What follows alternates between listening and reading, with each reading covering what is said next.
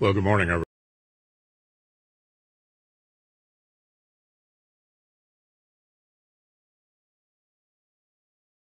everyone. Let me start by expressing again what I did last night, my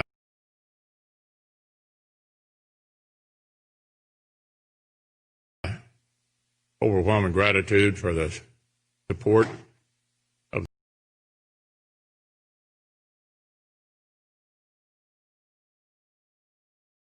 the people of this great state. It's been the honor of my life to have been able to represent them for as long as I have. And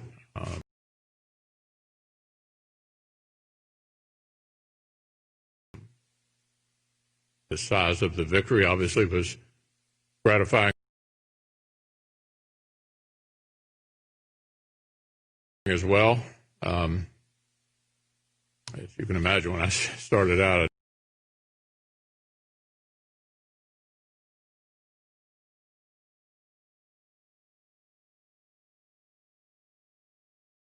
never imagined I would be able to carry 117 of 120 counties and win by 20 points. So it was a statement by the people of Kentucky, I think, that they like having someone from our state be able to help set the national agenda, look out for Middle America and for Kentucky.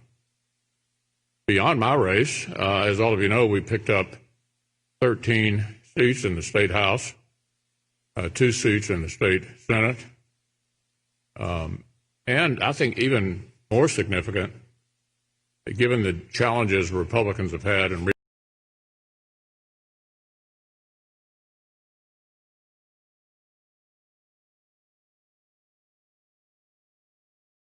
recent years in the suburbs for a number of years, and particularly in recent years, is the gender gap. We haven't totally broken it down, but at one point, at least in our tracking, I was ahead among women in Kentucky, and I think that must have been the case given the size of the margin. So it was a very gratifying victory for our side in Kentucky and for the opportunity to continue to serve our people and to set the agenda at the national stage. Now, I know what's on your minds. I don't know whether I'm going to be the defensive coordinator or the offensive coordinator as we speak. I can tell you the latest that I know, which is not definitive. We're in a pretty good position in North Carolina, but not able yet to declare victory. In Maine, they have an unusual situation in which if either candidate fails to get to 50, they go back and apply something called rank order voting. In other words, you put down your second choice, and then they start adding second choices. As of the moment, Senator Collins is over 50. If that were to be sustained until they finished, she would win without going to rank order voting. So it's not a runoff, but they go start counting your second choice if neither candidate reaches 50. In Georgia, the only state in the union that requires you to get 50% in the general election, Senator Perdue is ahead, but it's not clear yet whether he will win without having a runoff. And of course, we have another runoff in Georgia anyway, because the other Georgia seat is an open seat, and under Georgia law, the way open seats are done is like a jungle primary. Everybody runs, and if anybody doesn't get to 50, the top 2 have a runoff. And so in the other one, we know there will be another race January the 6th in the other Georgia Senate race. So that's the latest on the control of the Senate, and I'm sure you want to ask about other things. So let me, at this point, throw it open and see where you want to go. Yeah.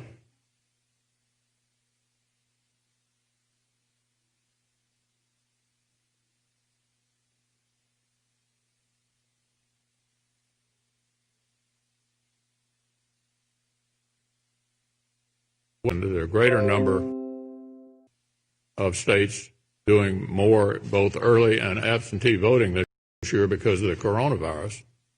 So we have to adapt to whatever the rules are in given states. It's not up to the federal government to determine how that's done.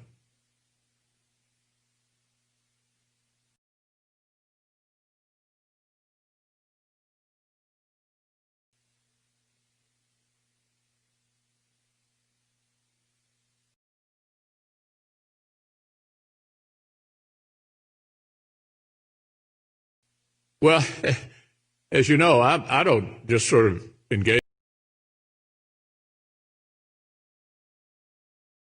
observations about those comments. I can give you my point of view, and I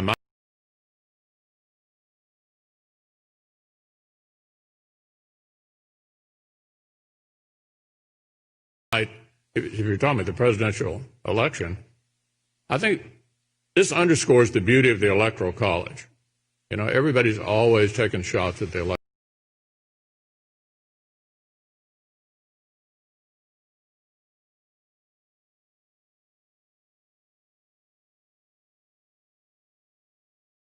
Electoral College. Imagine if you did not have the Electoral College and you had a close election in the popular vote. When would the litigation ever stop?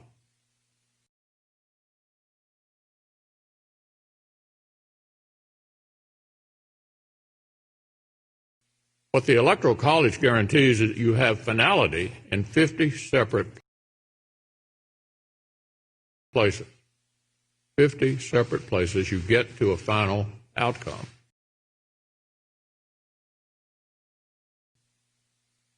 We saw under the Electoral College in 2000,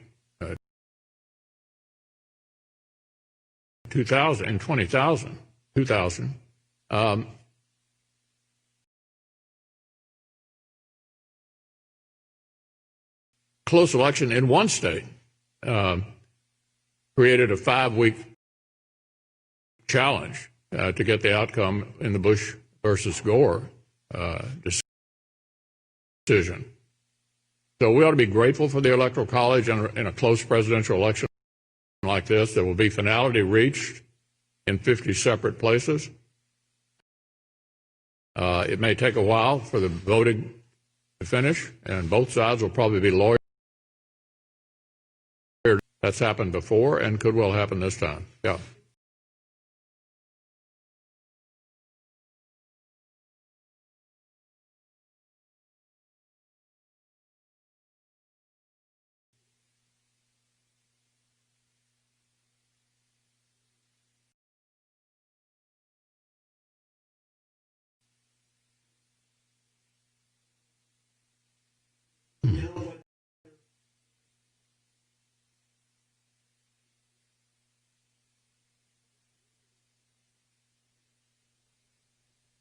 No, I'm not, because the Democrats have got lawyers out there already.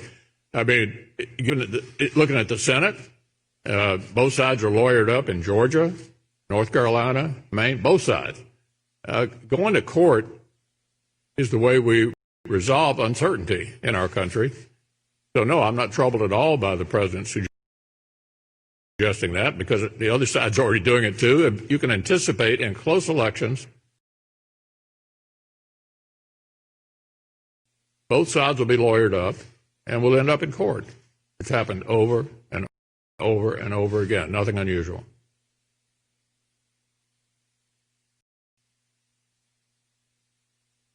I'm having a hard time understanding you.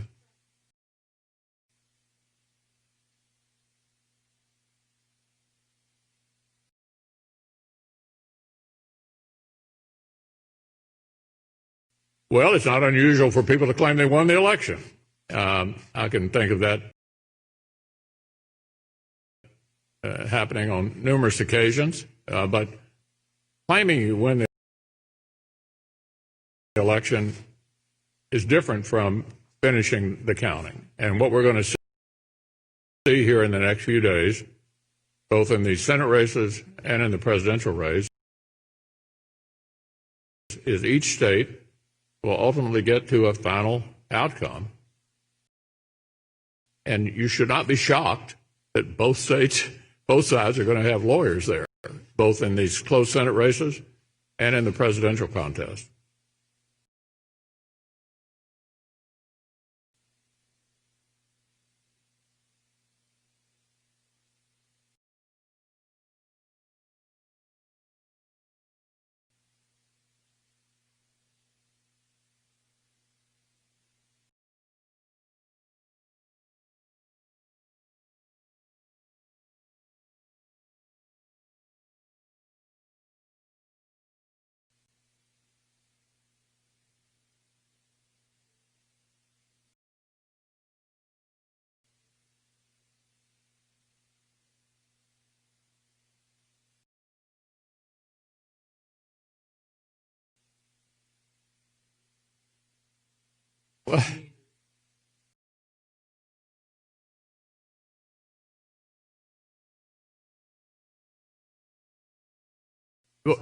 But Daniel, the answer is, I don't want to be disrespectful, but I've already answered it. The courts will decide disputes.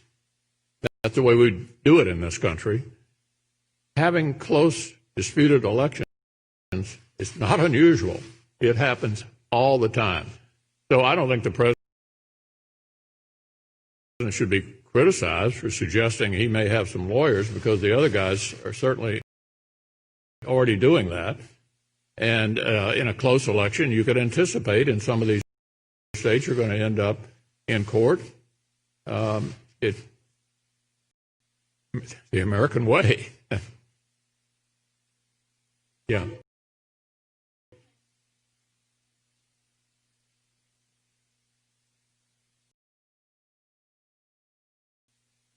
Well, I'm not sure whether I'll need to or not. We don't know who won the presidential race yet. We'll see what the American people decide they want their government to be. I don't know whether I'm going to be the majority leader or the minority leader. As I've told you, I've been both. Majority is better, but we're awaiting the judgment of the American people. Now, on the Senate, there is a chance we will know by the end of the day. I'm told we're more likely to get a definitive answer, and this could be incorrect, by the way, but I'm told we're more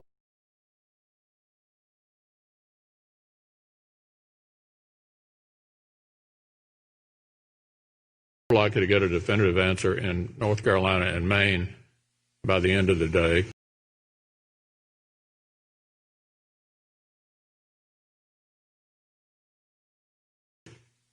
Then we might be able to get a final answer in Michigan.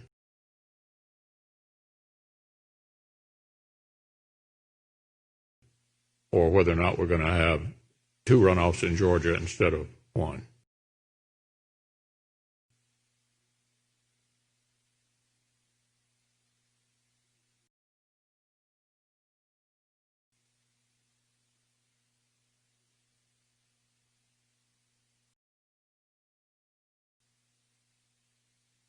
Well, voter behavior is obviously impacted by the campaigns that you put on. And we tried to make as an aggressive argument as we could that my opponent was pretty much in line with where Democrats are nationally on every issue. And you heard me say over and over again that that's certainly not where I am, and that I allow Kentucky to punch above its weight. So I think it was a pretty clear choice for the people of Kentucky, and I'm glad they decided that our arguments were better than hers.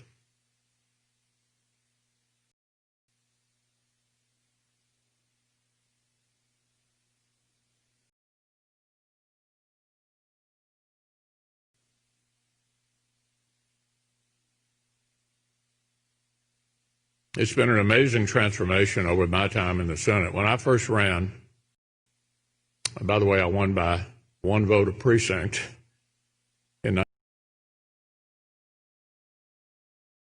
1984. If you drew a line from Bowling Green to Owensboro, there wasn't a single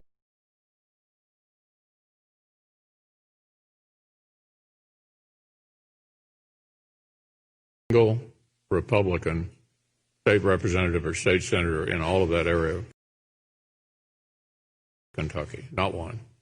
Today, there's not a single Democrat. And after yesterday's election, that could almost be said all over Kentucky, except for our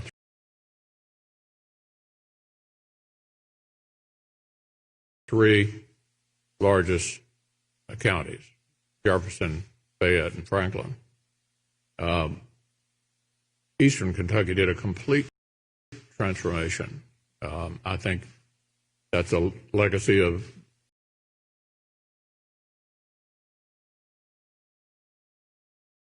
President Obama's war on coal, and then the popularity of the current president added on to that has flipped counties that I used to get 40% if I was lucky in to getting 60 and 70%.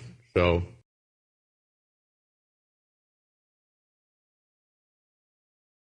yeah, I think Kentucky's undergone a political transformation. It was happening, but really speeded up after Obama and Trump. And the last indicator is registration. 2.5 to 1 Democrat 36 years ago, almost even now. Registration is the last thing to change. Change your voting behavior before you change your registration. Yeah.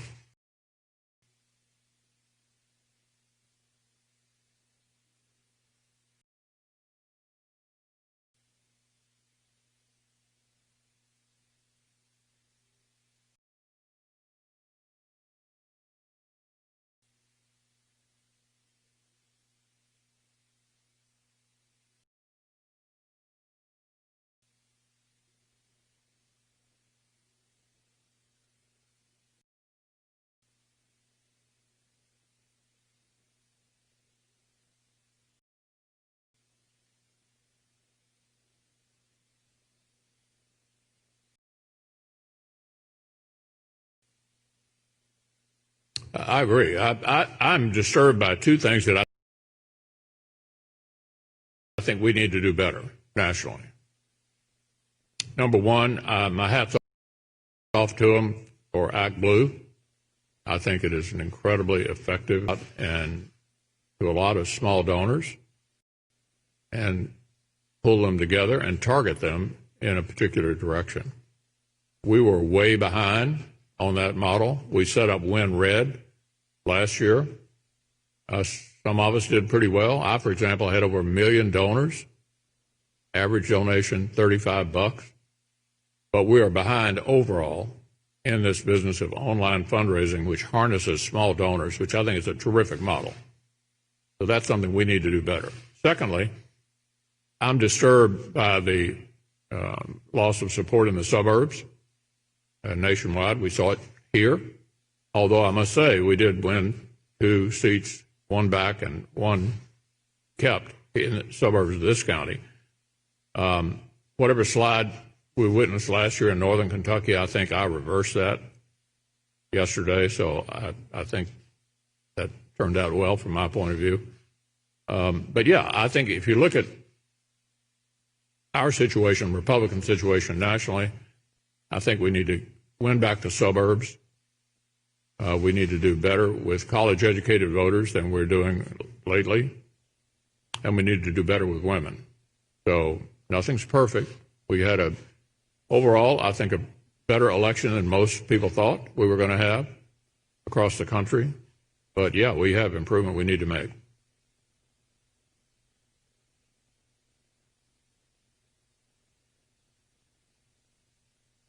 Well, you could argue they have the same problem. You know, why are they getting crushed in rural and small towns? These trends come and go, and if you're smart about it, you try to correct your flaws. And those are things that I think we ought to improve on.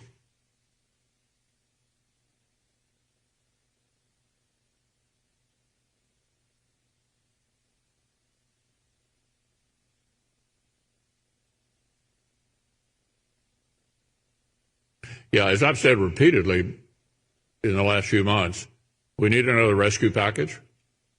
The Senate goes back in session next Monday.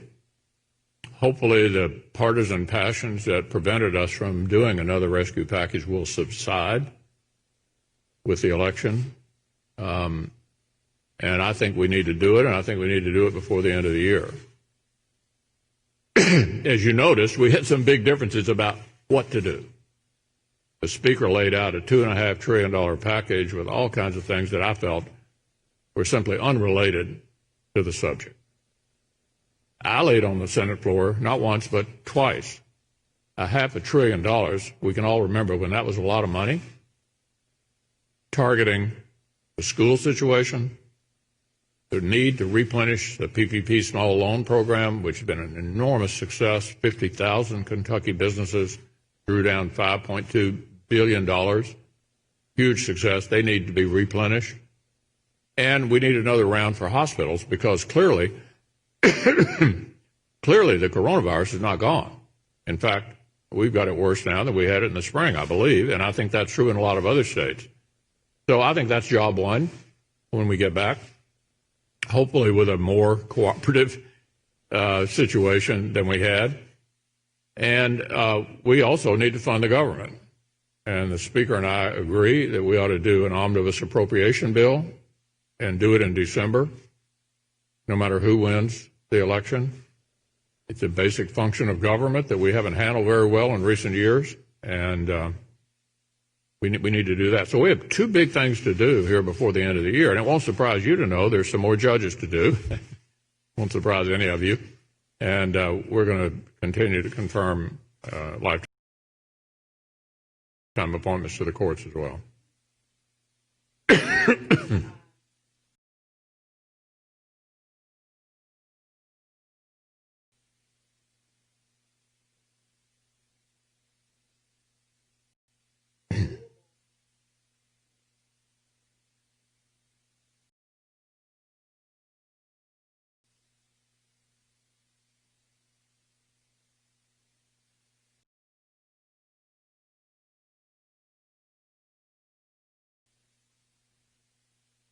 Well, we've already sent Louisville, I believe,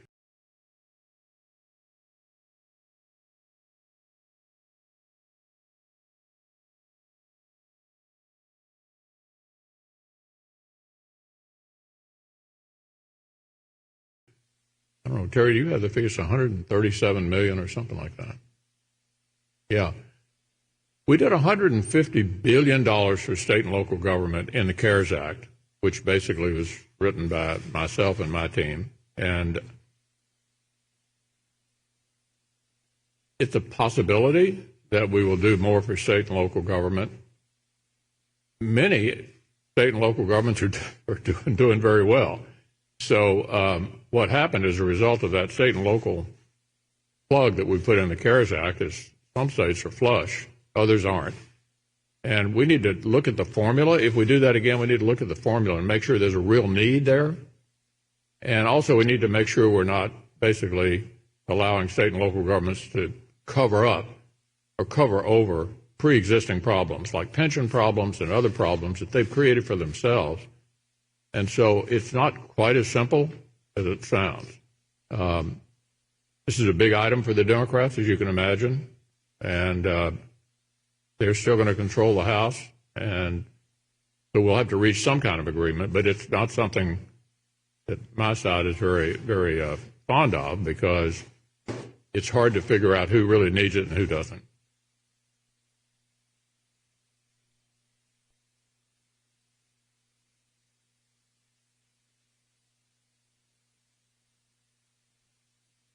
Well, as long as until we get the vaccine, we're still here. I mean, you all have seen me emphasize wearing a mask and practice social distancing since May, everywhere I go.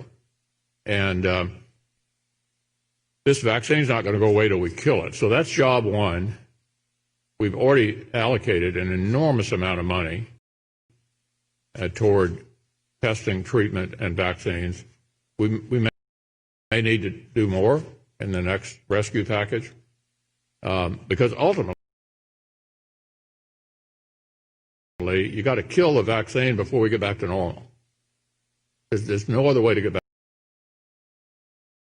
back to normal. You can keep pumping money into the economy forever, and it won't solve the problem until we kill the virus.